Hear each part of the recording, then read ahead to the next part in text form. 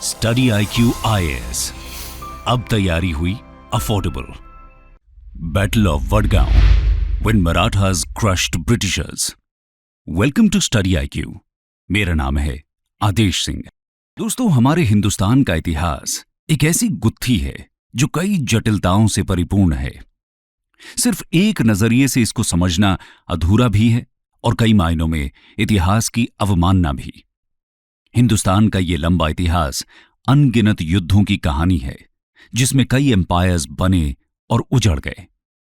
इनमें से एक ब्रिटिश एम्पायर के बारे में आप सभी बखूबी जानते हैं। ब्रिटिशर्स को भी हिंदुस्तान पर अपना वर्चस्व फैलाने के लिए कई लड़ाइयां लड़नी पड़ी, जिसके बाद ही उनका एम्पायर सेटअप हो पाया।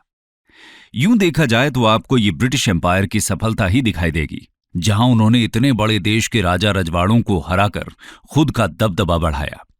लेकिन जैसा कि हमने बताया कि इतिहास को सिर्फ एक नजरिए से देखना नासमझी है।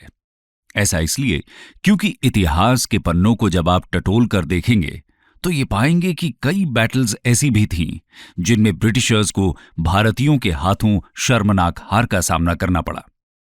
आज की हमारी कहानी ऐसे ही एक बैटल की है, जो 12 जनवरी 1779 को हुई थी। इसे हम बैटल ऑफ वडगांव के नाम से भी जानते हैं। ब्रिटिश ईस्ट इंडिया कंपनी और मराठा एम्पायर के बीच हुई यह बैटल एक डिसाइसिव बैटल थी, जिसमें मराठा एम्पायर की विक्ट्री हुई। आज की इस कहानी में हम आपको बैटल ऑफ वडगांव में माइटी ब्रिटिशर्स को मराठास के हाथों मिली उस हार के बारे में बताएंगे, जिसने ब्रिटिश एम्पायर को झकझोर कर रख दिया। शुरू करते हैं एक ब्रीफ बैकग्राउंड से और जानते हैं इस बैटल के कारणों को। बैकग्राउंड।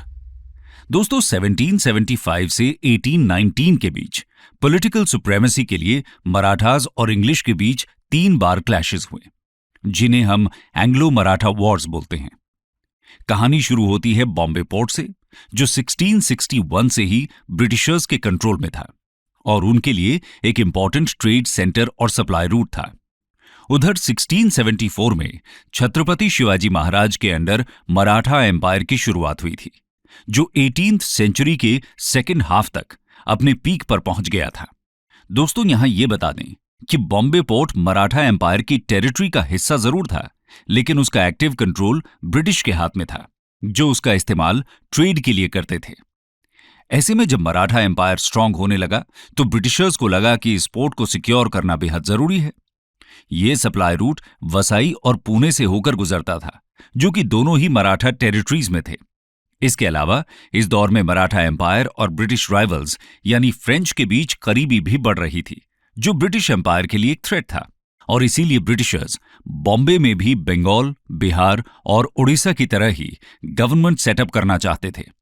उनके इस एम्बिशन को पुश तब मिला जब मराठा कन्फेडरेसी के 9th पेशवा माधवराव I की 1772 में डेथ हो गई और एम्पायर में सक्सेशन को लेकर मतभेद शुरू हो गए।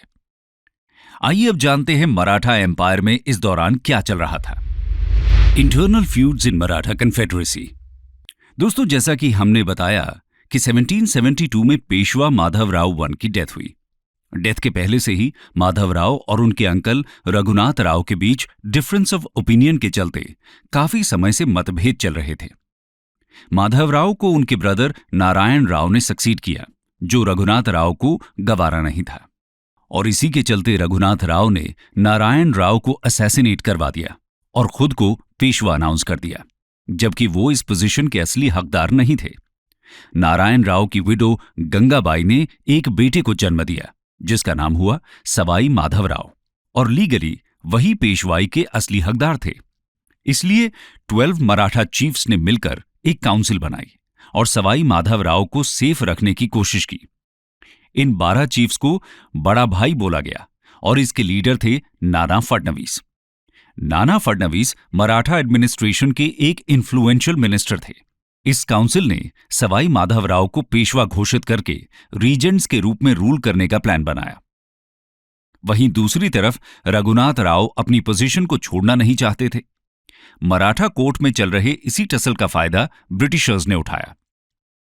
मराठा पॉलिटिक्स में पहली बार दखल देने का मौका उनको मिल गया था। रघुनाथ राव ने बॉम्बे में इंग्लिश ऑफिशियल से मदद मांगी और 6 मार्च 1775 में दोनों के बीच ट्रीटी ऑफ सूरत साइन हुई। इस ट्रीटी के टर्म्स के मुताबिक सेल्सेट और बैसैन दोनों टेरिटरीज पर अब ब्रिटिश का कंट्रोल था। बदले में रघुनाथ राव ने ब्रिटिश से जरूरत पड़ने पर आर्मी की डिमांड की। जब इस ट्रीटी की खबर मराठास को लगी तो उन्होंने फ्रेंच को वेस्ट कोस्ट में एक पोर्ट दे दिया। ऐसा होते ही मराठास पर अटैक करने के लिए ब्रिटिशर्स ने एक आर्मी पुणे की तरफ भेजी। दोनों आर्मीज के बीच अब जंग शुरू होने वाली थी और इस जंग को बैटल ऑफ वडगांव का नाम दिया गया। आइए जानते हैं किस तरह इस फ्यूरियस बैटल में मराठास ने ब्रिटिश आर्मी को क्रश कर दिया। Course of war. दोस्तों, इंग्लिश और मराठा आर्मीज का आमना सामना पुणे के पास वडगांव विलेज में हुआ। एक ओर थी ईस्ट इंडिया कंपनी की आर्मी, जिसमें लगभग 4000 सोल्जर्स थे। इनके अलावा कंपनी के सपोर्ट में रघुनाथ राव ने भी आर्टिलरी के साथ एडिशनल फोर्सेस भेजी। दूसरी तरफ थी मराठा आर्मी, जिसमें लगभग 10,000 सोल्जर्स थे। एम्पायर के हर कोने से सोल्जर्स शामिल होने आ रहे थे। मराठा आर्मी में सोल्जर्स की संख्या भले ही ज्यादा थी, लेकिन इंग्लिश आर्मी के पास ज्यादा सुपीरियर एम्यूनिशन और कैनन्स थे। इस बैटल में मराठा आर्मी को लीड कर रहे थे एक ब्रिलियंट जनरल, जिनका नाम था महादजी शिंदे। अंग्रेजों को हराने के लिए महादजी शिंदे ने एक यूनिक स्ट्रैटेजी अपनाई। उन्होंने ब्रिटिश आर्मी को लालच देकर उन्हें तालेगांव के माउंटेन पासेस की तरफ मूव करने पर मजबूर किया। इसके बाद मार्च कर रही ब्रिटिश आर्मी की सप्लाई चेन्स पर उन्होंने लगातार अटैक किया। तालेगांव पहुंचते ही इंग्लिश आर्मी को मराठास ने चारों तरफ से ट्रैप कर लिया। वहीं दूसरी तरफ मराठा आर्मी की एक टुकड़ी ने खोपली में लगे इंग्लिश आर्मी के सप्लाई बेस पर अटैक कर दिया। जब सप्लाई लाइंस कट हो गईं, तो इंग्लिश आर्मी को तालेगांव में कैंप सेटअप करना पड़ा और तभी मराठा आर्मी के घुड़सवार सोल्जर्स ने उन पर सभी तरफ से अटैक किया। इंग्लिश आर्मी की मुश्किलें तब और बढ़ गईं जब मराठास ने स्कॉच्ड अर्थ पॉलिसी का यूज किया। इस स्ट्रेटजी में आसपास के सभी फार्मलैंड्स को जला दिया गया और वेल्स को पॉइजन कर दिया गया। आसपास में सारे सर्वाइवल के रिसोर्सेज डिस्ट्रॉय होने के चलते अब ब्रिटिशर्स के पास कोई रास्ता नहीं था। तालेगांव में अटैक करके मराठा आर्मी ने इंग्लिश को वडगांव मूव करने पर मजबूर कर दिया। यहां पर अब वो पूरी तरह से ट्रैप हो चुके थे और उनकी फूड और वाटर सप्लाईज कट ऑफ हो चुकी थी। फाइनली 13 जनवरी 1779 को इंग्लिश आर्मी ने सरेंडर करने की मंशा जताई, जो मराठा लीडरशिप ने एक्सेप्ट कर ली। 13 जनवरी 1779 को बैटल खत्म हुआ और दोनों आर्मीज के बीच एक ट्रीटी साइन हुई, जिसका नाम था ट्रीटी ऑफ वडगांव।